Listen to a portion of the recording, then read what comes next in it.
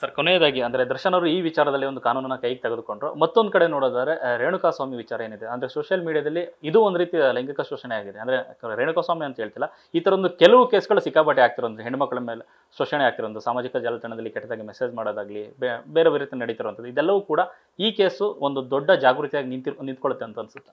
ಖಂಡಿತ ಭಾಳ ದೊಡ್ಡ ವಿಚಾರನೇ ಇದು. ಕೊಲೆ ಅನ್ನೋದು ಸಣ್ಣ ಪುಟ್ಟ ಅಲ್ಲ. ಕೆಲವು ನಮ್ಮ ಸಿನಿಮಾದವರು ಮಾತಾಡಿದ್ದಾರೆ, ಅದು ಏನು ಯಾರೂ ಮಾಡದಿರೋ ತಪ್ಪಲ್ಲ, ಇದು ಭಾಳ ಗಂಭೀರವಾದ ತಪ್ಪು. ಇದು ಮಾಡಿದರೆ ಕೊಲೆ ಅನ್ನೋದು, ಆಮೇಲೆ ಅದು ಒಂದು ಜೀವ ತೆಗೆಯೋದಿರ್ಬೋದು. ಮತ್ತು ಈ ಒಂದು ಸೈಬರ್ ಕ್ರೈಮ್ ಅನ್ನೋದು ಕೂಡ ಅದನ್ನು ಒಂದು ಸ್ವಲ್ಪ ಗಟ್ಟಿ ಮಾಡಬೇಕು ನಮ್ಮಲ್ಲಿ.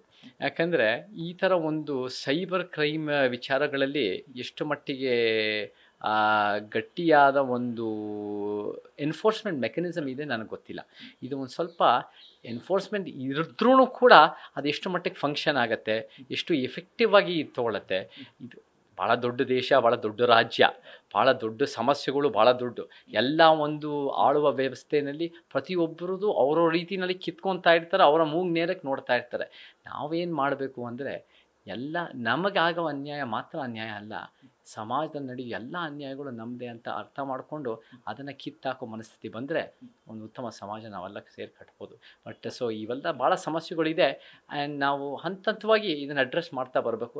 ಜಾಗೃತಿ ಆಗ್ತಾ ಇದೆ, ಬದಲಾವಣೆ ಆಗ್ತಾ ಇದೆ. ನನಗೂ ಕೂಡ ಲೋಕೇಶ್ ಅವರೇ, ನನಗೆ ಜ್ಞಾಪಕ ಇದೆ 2017-18ರಲ್ಲಿ ನಾವು ಇದೆಲ್ಲ ಮಾಡಿದಾಗ, ಮೀಟು ವಿಚಾರ ಬಂದಾಗ, ಅವಾಗಿರೋ ಒಂದು ಜನ ವಿರೋಧದ ಮನಸ್ಥಿತಿ, ಮತ್ತು ಮೀಡಿಯಾದಲ್ಲೂ ಒಂದು ರೀತಿ ನಮ್ಮ ಮೇಲೆ ಅದು ಬಂದಿರೋದು, ಸಿನಿಮಾ ರಂಗದ ಒಳಗಿಂದ ನಮ್ಮ ಮೇಲೆ ಬಂದಿರೋದು.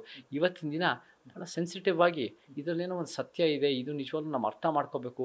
ಇದರಲ್ಲಿ ನಾವೆಲ್ಲ ಕೂಡ ಸಮಾಜದ ವಿಕಾಸವೂ ಇರಬೇಕು, ನಮ್ಮ ವೈಯಕ್ತಿಕ ವಿಕಾಸವೂ ಬೇಕು ಅನ್ನೋದು ಭಾಳ ದೊಡ್ಡ ಮಟ್ಟಕ್ಕೆ ಅರ್ಥ ಆಗ್ತಾ ಇದೆ. ಸೊ ಸಮಾಜ ನಾವು ಒಂದು ವಿಕಾಸದಲ್ಲಿದ್ದೀವಿ, ಅದೆಲ್ಲ ನಾವು ಮುಂದೆ ಹೋಗ್ತಾ ಇನ್ನೊಂದು 10-20 ವರ್ಷಕ್ಕೆ ಭಾಳ ಗಟ್ಟಿಯಾದ ಒಂದು ಸಮಾನತೆಯ ಶಕ್ತಿ ನಮಗೆ ಕರ್ನಾಟಕದಲ್ಲಿ ಇದ್ದೇ ಇರುತ್ತೆ. Lokesh sir, thank you so much sir. ನಿಮ್ಮ ಮನವಿಯಂತೆ CM ಸಿದ್ದರಾಮಯ್ಯರು ಒಂದು ಸಮಿತಿಯನ್ನು ರಚನೆ ಮಾಡಲಿ, ಒಳ್ಳೆಯದಾಗಲಿ ಸರ್. Thank you so much. Thank you. Yes, ಇದಿಷ್ಟು ಚೇತನ್ ಅವರ ಮಾತು. ಕ್ಯಾಮ್ರಾ ಪರ್ಸನ್ ಶ್ಯಾಮ್ ಜೊತೆ Lokesh, news first Bengaluru. News first ನಿರ್ಭೀತಿಯಿಂದ ನಿಮ್ಮ ಪರವಾಗಿ.